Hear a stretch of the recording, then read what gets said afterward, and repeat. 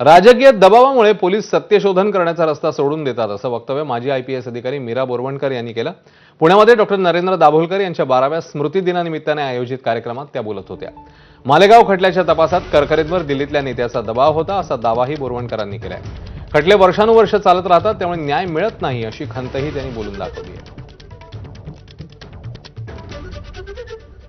Police अधिकारी कर्मचारी म्हणून किंवा आणखीन विभागात काम करतो तर आमच्यावर जेवढा प्रेशर येतं त्यांनी आमची कार्यक्षमतावर कसं वाईट परिणाम होतो आणि हाऊ इन्स्टेड ऑफ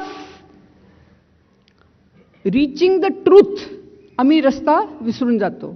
ज्यावेळी हेमंत करकरे साहेब रिबेरो सरांकडे गेले, शहीद होण्याचे 1-2 दिवस अगोदर करकरे त्यांच्याकडे आले होते की मालेगावची केसची तपासासाठी त्यांच्यावर दिल्लीवरून एक मोठ्या पुढारीचा प्रेशर होता।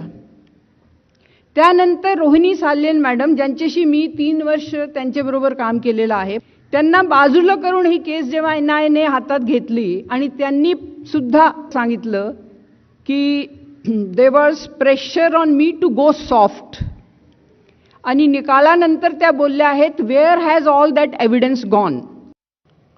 संसदेच्या पावसाळी अधिवेशनाचा आजचा शेवटचा दिवस होता। 21 जुलैपासून सुरू झालेल्या या अधिवेशनात हाती फारसं काहीच लागलं नाही।